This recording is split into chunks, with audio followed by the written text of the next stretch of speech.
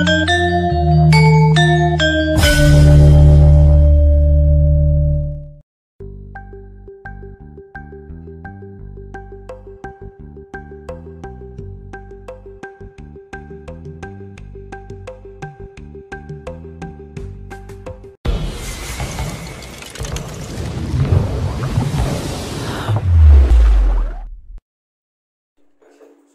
warahmatullahi wabarakatuh. Kita jumpa lagi dengan channel Perkutut Lokal Pemalang. Kali ini saya akan membahas tentang selap atau bulu putih di sayap. Ya. Jadi banyak orang mengatakan, istilahnya punya prediksi sendiri ya, punya penamaan sendiri. Dan penamaan saya atau dari saya bertanya sama sesepuh, kemudian pengalaman saya pribadi sendiri juga ya dalam merawat ya, itu selap putih di sayap ya, itu dibagi beberapa macam. Jadi kalau selap putih satu kanan kiri atau kanan saja itu belum ada namanya ya selap putih. Nah, itu pengalaman saya ketika dia ganti bulu. Saya punya 5 burung, pengalaman 5 burung. Ya, selap putih satu le di sayap, selap putih. Itu ketika ganti bulu itu hilang, normal lagi. Ya. Jadi mau dinamakan apa? Nggak bisa. Ini bicara logika. Kemudian orang bilang buntel mayit beda lagi. Buntel mayit itu selap 2 ya, di sayap kanan kiri paling sempurna. Kalau hanya kanan saja atau kiri saja masih disebut buntel mayit, tapi belum sempurna. Buntel mayit yang sempurna lagi adalah di ekor 2, harus 2. Kalau satu namanya selap 1, nggak ada penamaannya. Dan kalau 2, selap 2 di ekor dan permanen, kebanyakan permanen. Kalau 2 permanen tidak robah, itu disebut buntel mayit. Nah, kalau 3, 4, 5, 6 sampai 7 sampai 8 sampai 9 itu baru disebut tulang. Ya. Dari mulai 3 selap putih ya di sayap ya, paling sempurna ya kanan kiri. Misalnya kanan 3 kiri 2 ya, maksudnya ya masih masuk tulang ya. Atau kanan 5 kiri 3 atau kiri 4 ya masuk tulang ya. Orang bilang itu disebut rajumas. Misalnya boleh disebut rajumas kalau ulesnya dari kepala sampai bulu, ules bulu, kemudian di bawah dandanya ya, itu warna tembaga. Kalau dikenai sinar matahari ada warna keemasan. Nah, itu baru disebut tulak rajumas ya. Nah, koleksi saya itu kanan 8 kiri 8 tulak putihnya, kanan 8 kiri 8 itu tulak. Karena seluruh bodinya, bulunya ya, itu keemasan atau tembaga, maka disebut tulak rajumas ya. Oke, kita lihat burungnya. Ini kok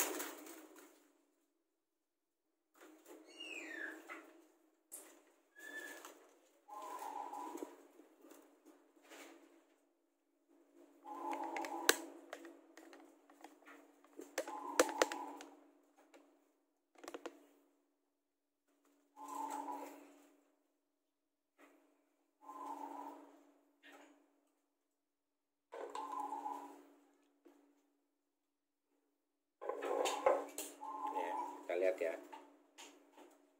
udah ya, kita lihat ini burung sangat agresif sekali. Kita lihat ini kebetulan rusak, aslinya 8,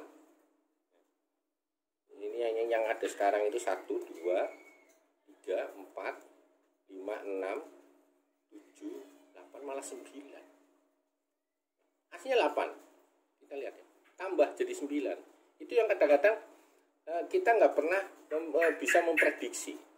1, 2, 3, 4, 5, 6, 7, 8, 9.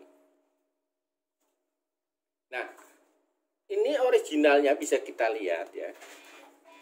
Batang bulu putih. Batang bulu itu putih semua. Ini kan tumbuh baru ini. Ini tumbuh baru.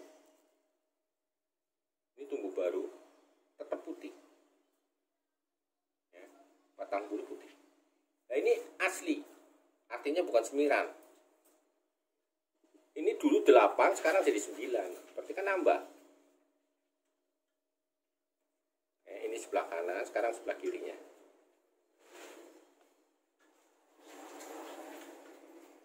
Sebelah kirinya kita lihat. Ini ada yang mau tumbuh, yang mau tumbuh.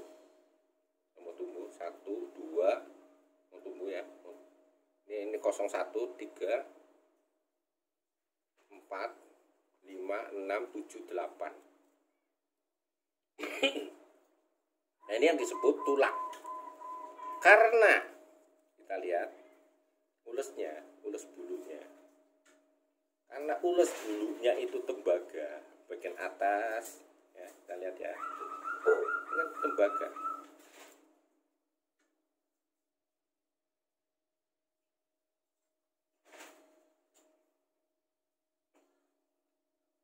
Tembaga, sayap bagian dalam.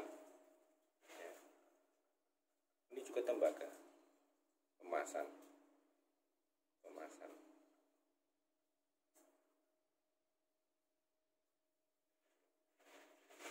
Ini juga. Dari atas sampai bawah, ya. Semua tembaga.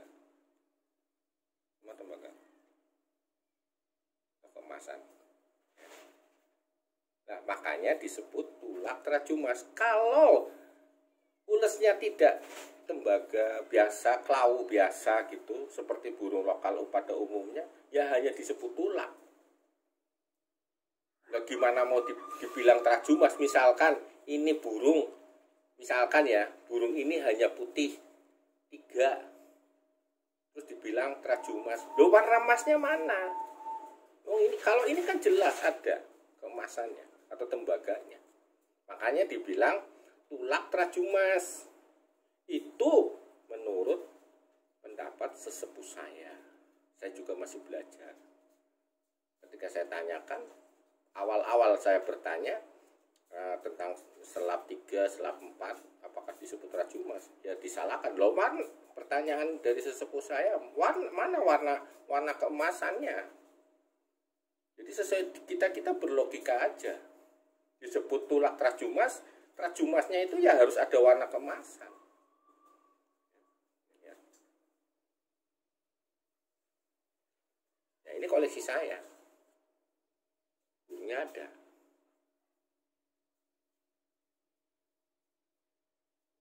Artinya batu rambat.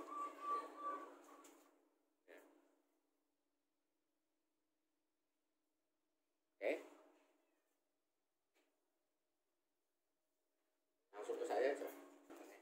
Ya, demikian ya pembahasan tentang tulak dan trajumas.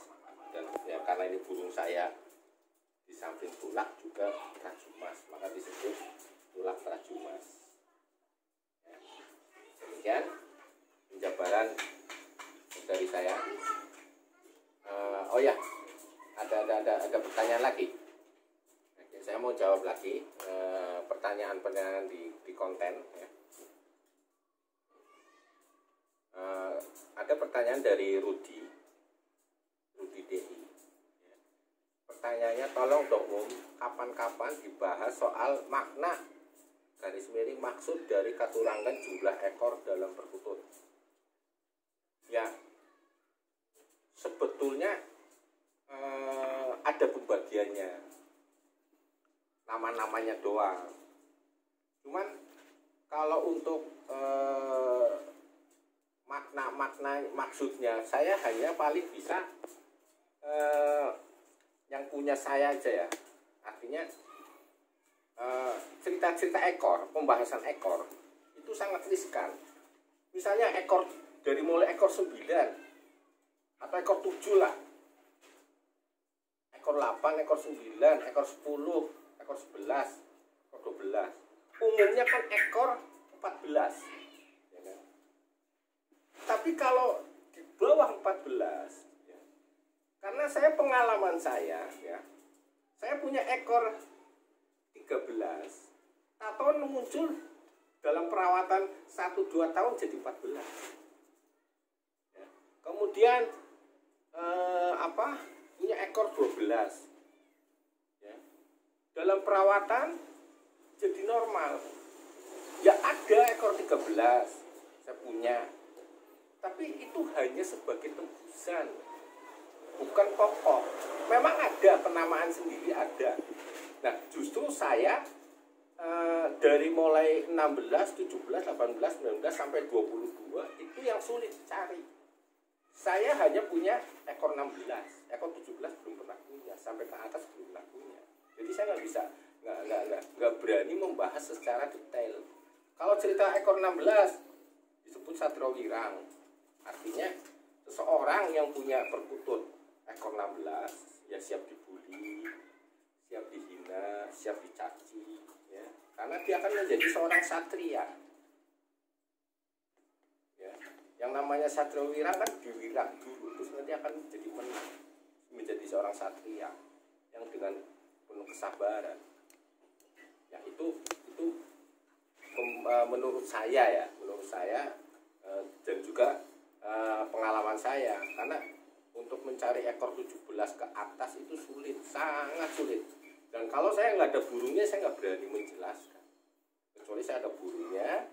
Kalau hanya teori-teori sih ya silakan, jangan belajar saja sendiri ya. Karena saya harus dengan pengalaman, artinya ada burungnya, saya nanti pelajari tingkah lakunya, misterinya dan sebagainya. Kalau nggak ada ya saya nggak berani menjelaskan. Oke ya, terima kasih ya pertanyaannya. Demikian dari saya konten tentang tulang Trajumas. Mohon maaf bila ada salah kata. Wassalamualaikum warahmatullahi wabarakatuh. Salam lokal Pemalang. Salam.